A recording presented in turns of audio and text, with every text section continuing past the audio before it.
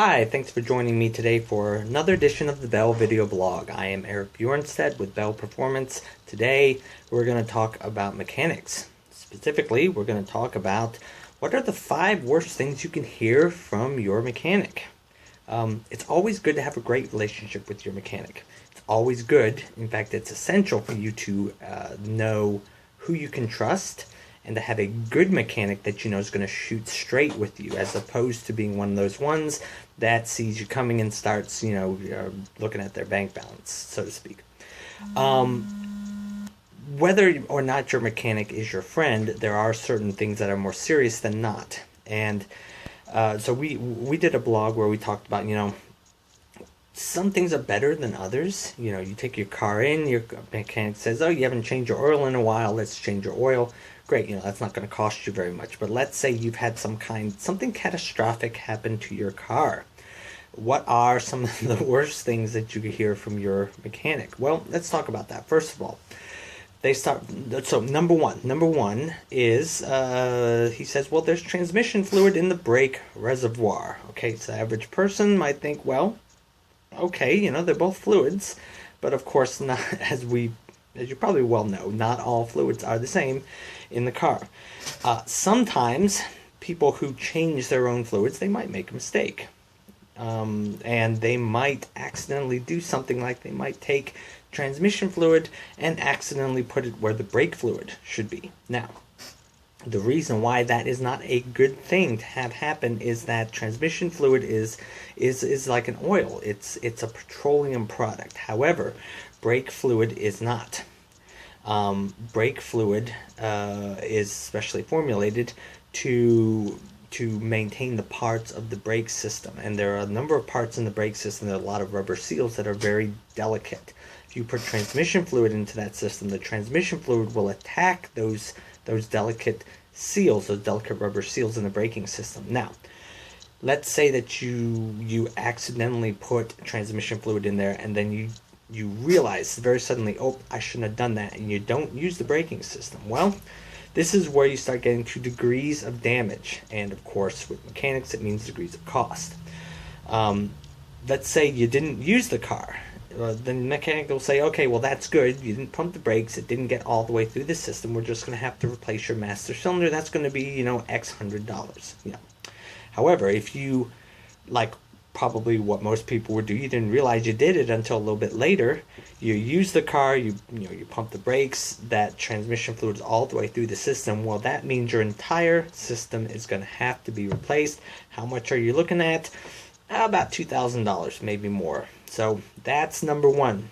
Not a good thing to hear from your mechanic. Number 2, start talking about the fact you haven't changed your timing belt in a long time. Now, timing belts do a number of different things at the same time within engines. Now, what we talked about was there's 2 basic kinds of engines, and this is important because depending on the design of your engine, that influences how much damage will happen if your timing belt happens to break.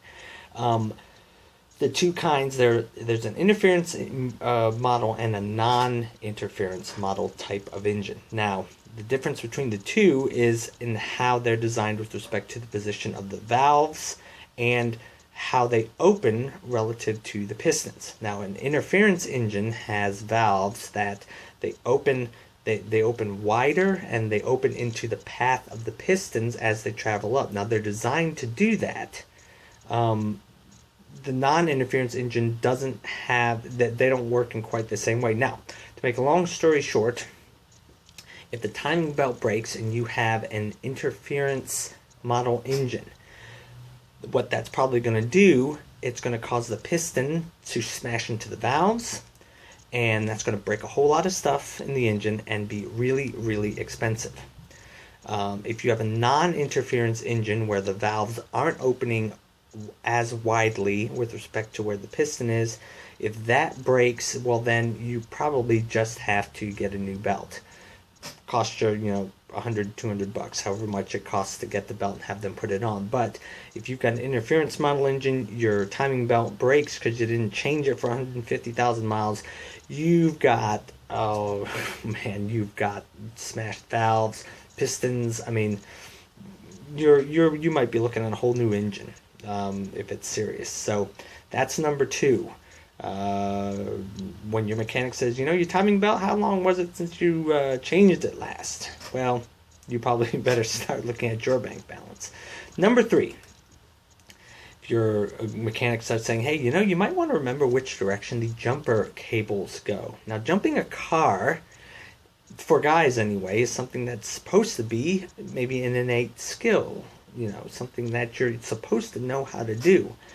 And if you pay attention to the jumper cables and you just follow the directions, you shouldn't have any problems. But let's say that whereas in most times you're supposed to connect, the red onto the red and the black onto the black, on both ends for both vehicles. Let's say that you accidentally cross one of them. You connected wrong. You turn on the car, you reverse the polarity of the system. What happens then? Well, again, degrees of damage here. If you're lucky, all that you can do, you might just blow the battery up, you might fry a couple wires, not going to be all that expensive. However, if you are unlucky, then the worst case scenario could be is that you destroy the computer in your car. And that is not a good thing to have happen. That's when you might start pushing, 5 figures. And depending on what kind of car you have, that might be a totaling job for that car. So, if you're jumping your car, be sure that you have the jumper cables on correctly.